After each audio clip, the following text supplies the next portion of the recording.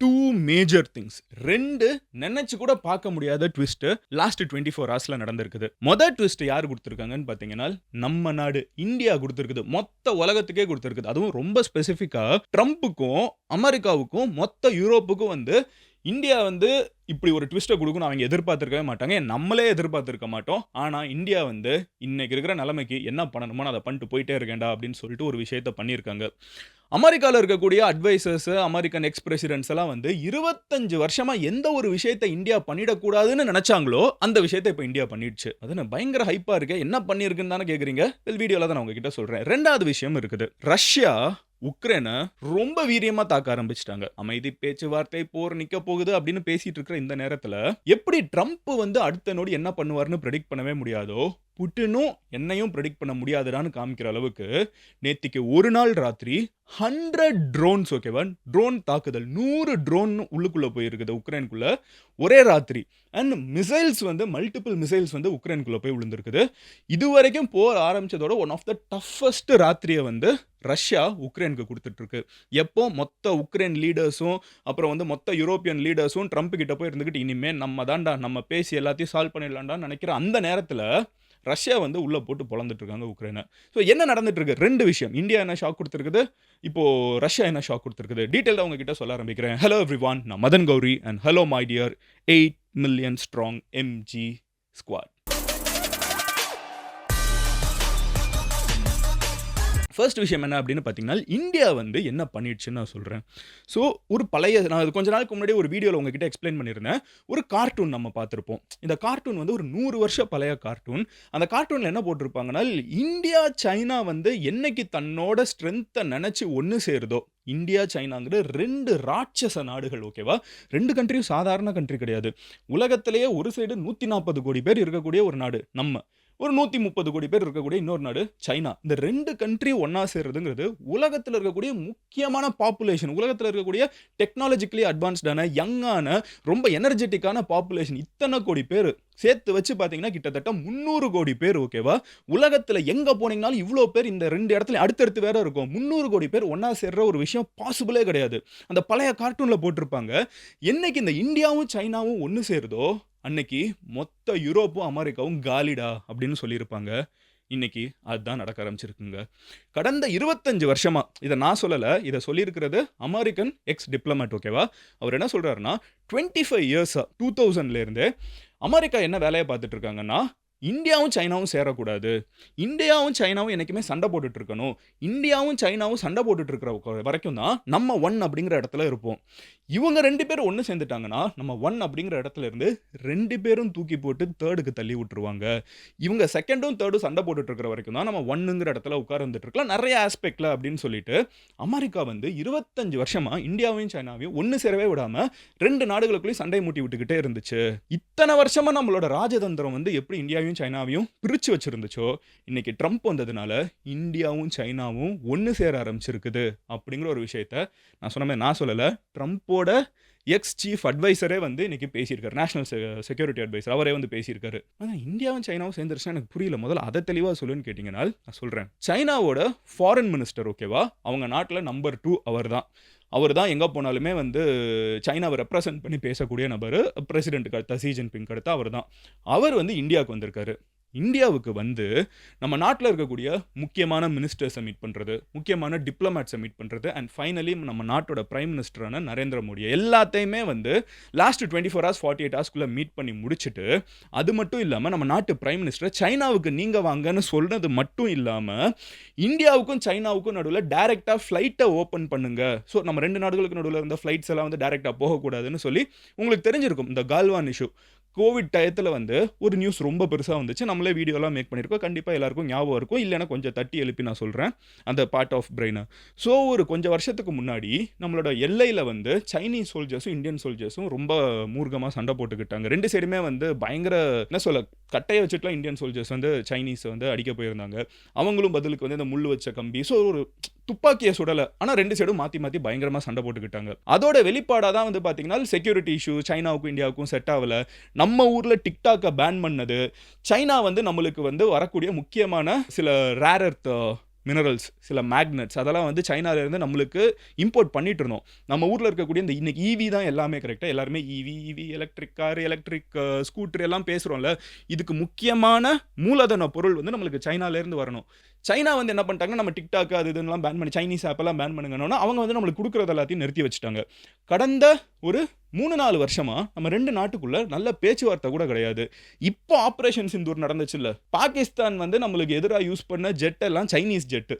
So எந்த அளவுக்கு வந்து சைனா நம்மளுக்கு அகேன்ஸ்டாக போயிட்டாங்கன்னு பாருங்க. நம்மளும் வந்து சைனாவுக்கு அகேன்ஸ்டாக தான் போயிட்டோம். 2 நாடும் வந்து இப்படி இருக்கிறதுலே உச்சகட்ட காண்டில் தான் லாஸ்ட் ஃபியூ இயர்ஸ் இருந்தோம். இப்படி 2 நாடுகளும் வந்து இன்டைரக்டாக பெனிஃபிட் ஆகுறது நம்ம 2 பேர் சண்டைனாலன்னு கொஞ்சம் யோசிச்சு பாருங்களேன். ப்ராக்டிக்கலாக இதை யோசிப்போமா? டிக்டாக் வந்து இந்தியாவில் பேன் பண்ணால் யாருக்கு நல்லது? இது ஒரு ரேண்டமான எக்ஸாம்பிள். இது வந்து அவங்க பிளான் பண்ணி பண்ணாங்களா கோயின்சிடன்ஸான்னு கூட எனக்கு தெரியல. பட் சும்மா யோசிச்சு பார்ப்போம். இது ஒரு எக்ஸாம்பிள் தான். இந்த மாதிரி நீங்கள் ஒரு நிறைய விஷயத்துக்கு அப்ளை பண்ணி பார்த்துக்கோங்க. டிக்டாக் வந்து எந்த கண்ட்ரியோடது? சைனீஸ். பைட் டான்ஸ் கரெக்டாக. அவங்க அந்த கோர் கம்பெனி, அவங்களோட பேரண்ட் கம்பெனி பேர் பைட் டான்ஸ், சைனீஸ் கம்பெனி. இப்போ இந்த சைனீஸ் கம்பெனியோட டிக்டாக்குங்கிற இந்த ஒரு சோஷியல் மீடியா வந்து இந்தியாவில் ஏகப்பட்ட ஸ்டார்ஸை கிரியேட் பண்ணிச்சு. டிக்டாக் வந்து இன்ஸ்டாகிராம், வாட்ஸ்அப் எல்லாத்தையும் தூக்கி போட்டுட்டு எல்லாரும் டிக்டாக்னு போயிட்டு இருந்த ஒரு காலகட்டம் இருந்துச்சுல்ல இந்த கோவிட் டயத்தில். அப்போ இந்த டிக்டாக் வந்து இவ்வளோ வைரல் ஆகிட்டு இருந்தப்போ யாருமே நினச்சி பார்க்கல. வேர்ல்டு லெவலில் இந்த அமெரிக்கன் ஆப்ஸ் எல்லாம் இருக்குல்ல, இந்த ஃபேஸ்புக்கு, இன்ஸ்டாகிராமு, யூடியூப் எல்லாத்தையோட டிக்டாக் தான் அதிகமாக பார்க்க ஆரம்பிச்சிட்டாங்க. இந்தியா வந்து டிக்டாக்கை லவ் பண்ணுது. டிக்டாக் வந்து இந்தியாவை லவ் பண்ணுது. இவ்வளோ பெரிய மார்க்கெட் எல்லாமே சூப்பராக போயிட்டு இருக்கப்போ இந்தியா வந்து ஏன் பேன் பண்ணுறோம்? இந்தியாவுக்கும் சைனாவுக்கும் பிரச்சனை. அதை பேன் பண்ணுறப்ப என்ன நடக்குதுன்னு பார்த்தீங்கன்னா, நம்மளோட இத்தனை கோடி பேர் டிக்டாக் யூஸ் பண்ணுறவங்க இமீடியட்டாக ஸோ டிக்டாக் தான் நிறைய பேருக்கு ஃபஸ்ட்டு சோஷியல் மீடியா. இந்த கிராமத்துலலாம் நிறைய பேர் வந்து முதல்ல இன்டர்நெட்டில் இந்த சோஷியல் மீடியாக்குள்ளே வர்றதே டிக்டாக் தான். அவங்க ஃபேஸ்புக், இன்ஸ்டாகிராமே யூஸ் பண்ணாத ஒரு பாப்புலேஷன் கூட இருந்தாங்க. டிக்டாக் பேன் ஆனோன்னா என்ன பண்ணுறாங்க? அவங்க எல்லாருமே அப்படியே இன்ஸ்டாகிராமுக்கு வராங்க. கரெக்டாக வந்தாங்களா? இதனால பெனிஃபிட் ஆகிறது யார்? American company. ஸோ இந்தியாவும் சைனாவும் பஞ்சா போட்டுட்டு சண்டை. அமெரிக்கன் கம்பெனி தானே இன்ஸ்டாகிராமு, இந்த யூடியூப், ஃபேஸ்புக் எல்லாமே அமெரிக்கன் கம்பெனிஸ் தானே. இந்தியாவும் சைனாவும் சண்டை போட்டுக்கிறதுனால இது அதான் சொல்கிறேன், இது வந்து பிளான் பண்ணி நடந்த மாதிரி எனக்கு தெரியல. பட் இந்தியாவும் சைனாவும் சண்டை போட்டுக்கிட்ட ஏதோ ஒரு விதத்தில் அமெரிக்கா பெனிஃபிட் ஆகிட்டே தான் இருக்குது. இதுதான் அமெரிக்காவோட லாஸ்ட் 25 வருஷம் அரசியல்னு சொல்லிட்டு அவங்களோட எக்ஸ் நேஷனல் செக்யூரிட்டி அட்வைசரே சொல்கிறாரு. இப்போ ட்ரம்ப் வந்ததுக்கப்புறம் என்ன பண்ணுறாருன்னா, இந்தியாவும் சைனாவும் எதுலையுமே ஒத்து போகிறது ஒரே ஒரு விஷயம்தான். நம்ம 2 பேருக்கும் பெஸ்ட் ஃப்ரெண்டு ஒரே ஆள்.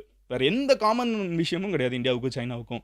நம்ம அவங்களை எப்படி அடிக்கிறதுன்னு தான் நம்ம வந்து அவங்கள விட எப்படி ஜெயிக்கிறதுன்னு தான் நம்ம யோசிச்சுட்டு இருப்போம். அவங்க நம்மளை விட எப்படி ஜெயிக்கிறதுன்னு தான் அவங்க யோசிச்சுட்டு இருப்பாங்க. இதுதான் இந்தியாவுக்கும் சைனாவுக்கும் லாஸ்ட் 5-6 வருஷமாக இருக்கிற எல்லா பிரச்சனையுமே. நம்ம ஃப்ளைட்டை கூட கேன்சல் பண்ணி விட்டோன்னு பாருங்கள். நம்ம ஊர்லேருந்து டேரெக்டாக அவங்களுக்கு ஃப்ளைட்டு கிடையாது, அங்கேருந்து இங்கே ஃப்ளைட்டு கிடையாது. அந்த அளவுக்கு வந்து பஞ்சாயத்து போயிட்டு இருந்துச்சு. இந்த மாதிரி நேரத்தில் ரொம்ப சிம்பிளான விஷயம், இந்தியாவும் சைனாவும் ஒத்து போன ஒரே விஷயம் என்னன்னா, நம்மளுக்கு காமனாக ஒரு பெஸ்ட் ஃப்ரெண்டு ரஷ்யா. இந்த ரஷ்யா கிட்டேருந்து ஆயில் வாங்குறது தான் ட்ரம்ப்புக்கு ட்ரிகர் பாயிண்ட்னு அவர் சொல்ல ஆரம்பிக்கிறாரு. ரஷ்யாவை பிளாக்மெயில் பண்ணுறதுக்கு இந்தியாவை ஒரு டூலாக யூஸ் பண்ணிக்கிறார். இந்தியா மேலே டேக்ஸ் ஏற்றுறது 50% டேக்ஸு. ஆகஸ்ட் 27 வந்துடும். இன்னும் ஒரு 7 நாள் இருக்குது, ஒரு வாரத்தில். நம்ம ஊரில் அப்போ நம்ம பேசுவோம், நம்ம ஊரில் எத்தனை மார்க்கெட் இடியுதுன்னு பாருங்கள். ஷேர் மார்க்கெட்லாம் அன்றைக்கி வந்து கண்டிப்பாக ஒருவேளை அவர் கேன்சல் பண்ணலைன்னா போக பார்த்தா பண்ணுற மாதிரி தெரில, ஒரு சிவியரான பிரச்சனை நம்மளுக்கு காத்துட்ருக்கு. 27 ஆகஸ்ட் 27 இந்தியன் ப்ராடக்ட் எது அமெரிக்காவுக்கு போனாலும் 50% டேக்ஸு இந்தியன் ப்ராடக்ட்டுங்கிறதுக்காக. ஏன்? நீ ரஷ்யாவோட ஆயில் வாங்குற, நீ ரஷ்யாவோட ஃப்ரெண்ட்ஸாக இருக்க. பிரச்சனை என்னன்னா ரஷ்யாவோட ஃப்ரெண்டாக இருக்க. சைனாவு கூட என்ன பிரச்சனை? நீ ரஷ்யாவோட ஃப்ரெண்டாக இருக்க. இப்போ ட்ரம்ப் வந்து இதை பேசி நம்ம மேலே டேக்ஸ் ஏற்றுறப்போ இவ்வளோ நாள் நம்ம 2 பேரை பிரித்து வச்சுட்டு இருந்தாங்கல்ல. இப்போ சைனாவும் இந்தியாவும் என்ன டிசைட் பண்ணிடுச்சுனால், உனக்கு எனக்கும் பிரச்சனை இருக்குது, உனக்கு எனக்கும் எல்லை பிரச்சனையிலேருந்து எல்லா பிரச்சனையும் இருக்குது.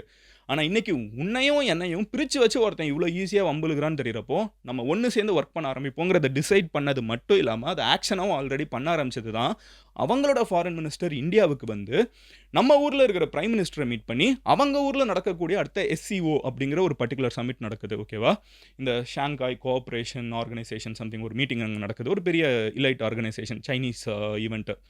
அந்த ஈவெண்ட்டுக்கு வந்து நம்ம பிரைம் மினிஸ்டரை இன்வைட் பண்ணி, நம்ம பிரைம் மினிஸ்டர் நான் அடுத்து சைனாவுக்கு வரேன்னு சொல்லி அங்கே இருக்கிற பிரசிடென்ட்டை நம்ம பிரைம் மினிஸ்டர் அங்கே போய் பார்க்க போகிறார். கொஞ்ச நாளுக்கு முன்னாடி உங்களுக்கு ஞாபகம் இருக்கும், அவங்க பிரசிடென்ட் நம்ம ஊருக்கு வந்தார். இந்த மகாபலிபுரத்துக்குலாம் வந்து மோடி வந்து வேஷ்டி கட்டியிருந்தார். அவர் வந்து ஏதோ ஒயிட் கலர் ட்ரெஸ் போட்டிருந்தார், கை தூக்கிலாம் ஃபோட்டோ எடுத்திருப்பாங்க மகாபலிபுரத்தில் இங்கே. ஸோ அந்த அளவுக்கு வந்து இந்தியாவும் சைனாவும் வந்து ஃப்ரெண்டாக இருந்தது. லாஸ்ட் கொஞ்சம் வருஷத்தில் பிரிஞ்சதை இப்போ மறுபடியும் நம்ம ரீஇக்னைட் பண்ணி ஒன்று சேர வச்சது யாருன்னு பார்த்தீங்கன்னா ட்ரம்ப். இதுக்கு ட்ரம்ப்புக்குள்ள உள்நாட்டுக்குள்ள, ட்ரம்ப்போட நாட்டுக்குள்ள, அமெரிக்காக்குள்ள இருக்கக்கூடிய டிப்ளமேட்ஸ்க்குலாம் ட்ரம்ப் மேலே செம்ம காண்டு. ஓகேவா? இது முக்கியமான தலைவலி ட்ரம்ப்புக்கு லாஸ்ட் 24 hours. 2வது தலைவலிக்கு வர ஆரம்பிக்கிறேன். புட்டின். ட்ரம்ப் என்ன சொல்லிட்டு இருந்தாரு? நோபல் பீஸ் ப்ரைஸ் நம்மளுக்கு தான். நைட்டு தூங்க போகிறப்போ டெய்லி நம்மளுக்கு தான் பீஸ் ப்ரைஸ், நம்ம ஒரு போரை நிறுத்தி வைக்க போகிறோன்னு பயங்கர ஹைப்பில் இருந்தார்ல. நேற்றுக்கு ராத்திரி என்ன நடந்திருக்கு? இன்னும் நேத்து வீடியோ பார்த்தவங்களுக்கு தெரியும். பார்க்காதவங்க போய் பார்த்துட்டு வந்துருங்க. இங்க பாருங்க நான் இப்போ சொல்றேன். நான் அத சொல்லக்கூடாதுன்னு சொன்னாலும் நான் சொல்லுவேன். ஏன்னா எனக்கு எக்ஸ்ப்ளைன் பண்றதுக்கு அதான் ஈஸியா இருக்கும். நீங்க சப்ஸ்கிரைப் பண்ணி வச்சிருந்தீங்கன்னா தான், நீங்க எம்ஜி ஸ்குவாட்ல சேர்ந்தீங்கன்னா தான், நான் டெய்லி வந்து என்ன பேசுறேன்னு உங்களுக்கு தெரியும். ஏன்னா இது வந்து எபிசோட் மாதிரி போயிட்டு இருக்குது. இந்த சினிமால சீரியல்லாம் இருக்குல்ல, இல்ல சினிமால வந்து இந்த ஃபர்ஸ்ட் 10 நிமிஷத்த விட்டுறாதீங்கம்பாங்கல்ல. அந்த மாதிரி நான் பேசுறது எல்லாமே நேத்தோட கன்டினியூவேஷனா இருக்குது. நேத்திக்கு பார்த்தீங்கன்னா, உங்களுக்கு இன்னும் பெட்டரா இது புரியும். ஸோ அதனால சப்ஸ்கிரைப் பண்ணிக்கோங்க. அப்பதான் டெய்லி வீடியோ உங்களுக்கு வரும். Anyway coming back to topic என்னன்னு பார்த்தீங்கன்னா, ஸோ ட்ரம்ப் இருக்கார்ல, ட்ரம்ப் மேல வந்து அவங்க நாட்டுக்குள்ளே இவ்ளோ காண்டுல இருக்காங்க. இதெல்லாம் போயிட்டு இருக்கிற நேரத்துல என்ன பண்ணிட்டு இருக்காரு? ரஷ்யாவோட நம்ம போரை நிறுத்தி வச்சுடுவோம். சரி இந்தியாவை நம்ம ஹேண்டில் பண்றதுல பிரச்சனை இருக்குன்னு இவங்கலாம் சொல்றாங்க விடு. எனிவே நம்ம போரை நிறுத்தி வைக்கிறோம்ல, நைட்டு தூங்க போறப்போ நம்மளுக்கு தான் அந்த பீஸ் பிரைஸ் இருக்கும். நம்ம என்ன பேசணும் ஸ்டேஜ்லங்கிறது வரைக்கும் யோசிச்சுட்டு இருக்காரு. தெரியாதவங்களுக்கு கான்டெக்ஸ்ட்டுக்கு சப்ஸ்கிரைப் பண்ணாதவங்களுக்கு ட்ரம்ப் வந்து எப்படியாவது நோபல் பீஸ் பிரைஸை வாங்கணும்னு நினச்சி தான் எல்லா வேலையும் பார்த்துட்டு இருக்காரு. அதுக்காக தான் அவரே அவருக்கு பிஆர் பண்ணிக்கிறாரு. நான் 5 போரை நிறுத்திட்டேன், 6 போரை நிறுத்திட்டேன். இதெல்லாம் பேசினாலும் அதெல்லாம் டம்மி போர். உண்மையிலே முக்கியமான போர் எது தெரியுமா? இல்லைனா ஒரு பொய் சொல்றாரு. இந்தியா பாகிஸ்தானை சும்மா நானே நிறுத்திட்டேன் அவரே சொல்லிக்கிறாரு. உண்மையிலே நிறுத்த முடியாத ஒரு போர் எதுன்னு பார்த்தீங்கன்னா உக்ரைன் ரஷ்யா போர் தான்.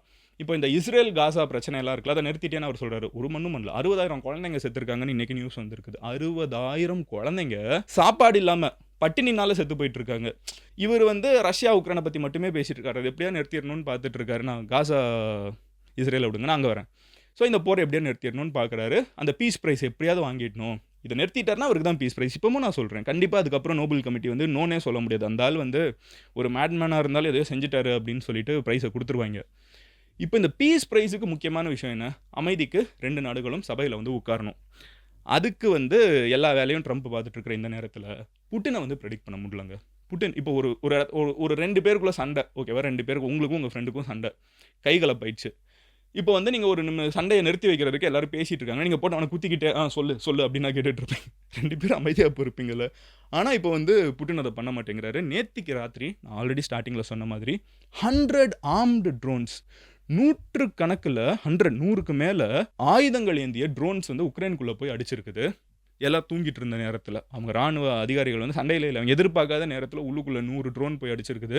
மிசைல்ஸ் உள்ளுக்குள்ளே போய் விழுந்திருக்குது. நம்ம சேனலில், மதன் கௌரி சேனலில், இந்த எம்ஜி ஸ்குவாட் வந்து என்றைக்குமே வயலன்ஸை நம்ம என்கரேஜ் பண்ணுறது கிடையாது. எந்த இடத்துல நடந்தாலும் சரி, எங்கே இருந்தாலும் சரி, ஒரு உயிரை எடுக்கிறதுக்கோ இன்னொருத்தனை ஹர்ட் பண்ணுறதுக்கோ உரிமை இல்லைங்கிறத நான் ரொம்ப ஸ்ட்ராங்காக நம்புகிறேன். பட் இந்த இடத்துல இதை புட்டின் பண்ணுறது வந்து ஒரு way of negotiation, even though if it is wrong. அந்தால் ஏன் இதை பண்ணுறாருன்னு பார்த்தீங்கன்னா, it is a form of negotiation. Putin என்ன சொல்ல வர்றாருன்னா, நீ என்கிட்ட வந்து அமைதி கேட்க ஆரம்பிச்சிட்டே, ஆனால் நான் இங்கே ஸ்ட்ராங்காக இருக்கேன் பாரு, நான் அடிச்சுக்கிட்டே இருப்பேன். இதை அடிக்கிறது மூலியமாக அவர் என்ன சொல்ல வர்றாருன்னா, நான் சொல்கிற டீலுக்கு நீ வா, ஏன்னா இங்கே பவர்ஃபுல்லான ஆள், நான் உன்னை விட்டு கொடுத்து போகிறேன், நீ வந்து எனக்கு அமைதி கேட்கல, நீ வந்து என்கிட்ட அமைதிக்கு வரல, நான் உனக்கு அமைதியை கொடுக்குறேன், அப்போ நான் தான் இங்கே அப்பர் ஹேண்ட் இருக்கேன், நான் சொல்கிற மாதிரி நான் பிடிச்ச இடம் எனக்கு, மீதி இடம் உனக்கு, நான் பிடிச்ச இடத்துல வந்து, அதாவது நாங்கள் கேப்சர் பண்ண இடத்துல வந்து உரிமை கொண்டாடாத. அண்ட் இது வந்து சீஸ்ஃபயர் கிடையாது, பீஸ் டீல் அப்படிங்கிறத வந்து மறுபடியும் ரஷ்யா எம்ஃபசைஸ் பண்ணுது. இந்த சீஸ்ஃபயருக்கும் பீஸ் டீலுக்கும் என்ன வித்தியாசம்னு பார்த்தீங்கன்னா, சீஸ்ஃபயர்னா டெம்பரவரியாக நிறுத்தி வச்சிருக்கோம். டெம்பரவரியாக நிறுத்தி வைக்கிறப்போ அந்த நிலம் வந்து இப்போ ரஷ்யா கண்ட்ரோலில் இருக்கிற நிலம் வந்து ரஷ்யன் நிலம்னு உக்ரைன் ஒத்துக்கணும்னு அவசியம் கிடையாது. ஓகேவா? இந்த சீஸ் ஃபயர் இன்றைக்கி இருக்கும், 1 வருஷம் கழிச்சு மறுபடியும் உக்ரைன் நிறைய ஆயுதங்கள்லாம் வந்துருச்சு, யூரோப் அமெரிக்கா எல்லோரும் சப்போர்ட் இருக்காங்கன்னா ரஷ்யா கிட்ட இருக்கிற அந்த இடத்த அவங்க சண்டை போட்டு எடுத்துக்கலாம். போரை வந்து அவங்க இப்போதைக்கு நிறுத்தி வச்சிருக்காங்கன்னு அர்த்தம். பட் பீஸ் டீல்னா நான் அமைதிக்கு நான் ஒத்துக்கிறேன், இதை நாங்கள் போரை நிறுத்துகிறோம் அப்படின்ட்டாங்கன்னால் இந்த இடம் பிடிச்சது ரஷ்யாவுக்குன்னு ஆகிடும். அதுக்கப்புறம் உக்ரைன் வந்து அவங்களோட இடம் ரஷ்யா பிடிச்சதே திருப்பி எடுக்கணும்னு நினச்சா கூட அது புது போராக தான் கன்சிடர் பண்ணப்படும். இதுக்காக தான் ரஷ்யா வந்து சீஸ் ஃபயர் கிடையாது, பீஸ் டீல் அப்படிங்கிறத சொல்கிறாங்க. ட்ரம்ப்புக்கு வந்து இங்கே இருக்குது peace prize, Nobel peace prize. அது இங்கே போகிறப்ப இப்படி கண்டிஷன் போடுறதுனால ட்ரம்ப் இருந்துக்கிட்டியோ அவன் தான் அவன் அடிக்கிறான்ல, சொல்கிறத கேட்டு போயா அப்படின்னு சொல்லிட்டு ட்ரம்ப் வந்து கொஞ்சம் கொஞ்சமாக புட்டின் சைடு எடுத்துகிட்டு இருக்காரு. அண்ட் ட்ரம்ப்புமே என்ன சொல்கிறாருன்னா, நான் சீஸ் ஃபயரை பார்க்கல, which Europe and Ukraine want. ஆனால் தலைமை என்ன சொல்லிட்டாருன்னா, நான் பீஸ் டீலுக்கு போகிறேன்னு சொல்லிட்டு புட்டின் பக்கம் ட்விஸ்ட் அடிக்க ஆரம்பிச்சிட்டாரு. ஸோ இதுதான் லாஸ்ட் 24 hours. இந்தியாவும் சைனா கிட்ட க்ளோஸர் ஆக ஆரம்பிச்சிருச்சு, ரஷ்யா அமெரிக்கா கிட்ட க்ளோஸர் அமெரிக்கா தான் ரஷ்யா கிட்ட க்ளோஸர் ஆக ஆரம்பிச்சிருச்சு. பல வருஷமாக உலகத்தையே ஆட்சி செஞ்ச நாடுகள் இருக்காங்கல்ல, எனக்கு அதுதான் ஐரனியாக இருக்குது. ஒரு 100 வருஷத்துக்கு முன்னாடி போய், ஒரு 150 வருஷத்துக்கு முன்னாடி போய் பார்த்தீங்கன்னா, இந்த யூரோப்பில் இருக்கிற கண்ட்ரிஸ் இருக்காங்கல்ல, அவங்க போகாத இடமே கிடையாது. அவங்க எல்லா இடத்தையும் போய் காலனைஸ் பண்ணாங்க. நம்ம நாட்டு ஆட்சி செஞ்சது யார்? வெள்ளைக்காரன், இந்த பிரிட்டிஷர்ஸ் தானே. இந்த பாண்டிச்சேரியில் வந்து ஃப்ரெஞ்சுக்காரங்களாக இருக்கட்டும், ஸ்பானியார்ட்ஸாக இருக்கட்டும், டச்சாக இருக்கட்டும், இவங்க தான் உலகத்தில் வந்து எல்லா இடத்துலையும் போய் நாங்கள் தாண்டா அறிவாளின்னு சொல்லி 100கணக்கான வருஷமாக உலகத்தில் இருக்கிற எல்லா மக்களையும் அடிமையாக வச்சுருந்த இவங்க இன்னைக்கு அவங்களோட வாழ்வாதாரத்துக்கு ஒருத்தங்க கிட்டயா போயிட்டு இருக்காங்க. அண்ட் அவங்க யார நம்பி நாங்க அத எவ்வளோ பெரிய ஆளுன்னு சொல்லி அமெரிக்கா பின்னாடி இருக்குதுன்னு நெனச்சிட்டு இருந்தாங்களோ, அமெரிக்காவே அவங்க கிட்டேருந்து கொஞ்சம் கொஞ்சமா நகர்ந்து போயிட்டு இருக்குது. ரஷ்யா அவங்களுக்கு எதிரா தான் நிக்குது. இந்தியா, சைனா நமக்குள்ள சண்டை போட்டுட்டு இருந்த நாடும் இப்போ ஒண்ணு சேர ஆரம்பிச்சிருச்சு. நான் ஸ்டார்ட்டிங்ல சொன்னேன்ல ஒரு கார்ட்டூன். இந்தியாவும், சைனாவும் ஒண்ணு சேர்ற நேரத்துல, இந்த மொத்த யூரோப்பும் வந்து ரொம்ப சின்னதா தெரிவாங்கன்னு, இன்னைக்கு குளோபல் ஆர்டர் அப்படிதான் இருக்குது. 100 வருஷம் கழிச்சு இந்த காலகட்டத்த வரலாறா எழுதுறவங்க கண்டிப்பா அப்படிதான் வாசிப்பாங்க. But anyway, this is the thing that happened in the last 24 hours. நீங்க இது மாதிரி அடுத்த என்ன நடக்குதுங்கிறத கன்டினியூஸா தெரிஞ்சுக்கணும்னு நெனச்சீங்கன்னா, சப்ஸ்கிரைப் பண்ணி எம்ஜி ஸ்குவாட்ல சேருங்க. நீங்க பெர்சனலா என்னைய ஃபாலோ பண்ணணும். இத தாண்டி மதன் நான் உங்ககிட்ட பேசணும். நான் உங்ககிட்ட வந்து ஏதாவது ஒண்ணு சொல்லணும், இந்த டாபிக்க பேசணும் அப்படின்லாம் நெனச்சீங்கன்னா, Instagramல மதன் கௌரின்னு சொல்லி சர்ச் பண்ணுங்க. It's a verified profile. Same LinkedInலயும் நீங்க சர்ச் பண்ணலாம். அங்க வந்து இந்த நெறைய கோட்ஸ்லாம் வந்து டீம் போஸ்ட் பண்ணிட்டுருக்காங்க. அப்புறம் நீங்க இங்க வந்து பார்க்கலாம். Twitterல வந்து பார்க்கலாம். அப்புறம் வந்து Facebookல எங்கனாலும் நீங்க சர்ச் பண்ணுங்க. It's a verified profile. நீங்க ஈஸியா அங்க வந்து என்ன ஃபாலோ பண்ண முடியும். Until then bye. Madan Gowri signing off here. Love you all. Take care. உங்க ஃப்ரெண்ட்ஸ் யாராவது இன்டர்நேஷனல் அஃபேர்ஸ் ஃபாலோ பண்ணுவாங்கன்னா, எஸ்பெஷலி உங்களோட அப்பா, அம்மாக்கு இல்ல பாட்டி, தாத்தாக்குலாம் இதுல ரொம்ப இன்ட்ரெஸ்ட் இருக்கும் அப்படின்னு நெனச்சீங்கன்னா, ஜெனரலா நம்ம பேசுற டாபிக்லாம் வந்து அவங்க வந்து they will breathe fire with it. அப்படி அவங்க ஹைப் ஆவாங்க. அந்த மாதிரி உங்க வீட்ல யாராவது இருந்தாங்கன்னா, அவங்க கிட்ட இந்த வீடியோவ ஷேர் பண்ணி விடுங்க. Love you all. Take care. Bye. Cheers எம்ஜிஸ்.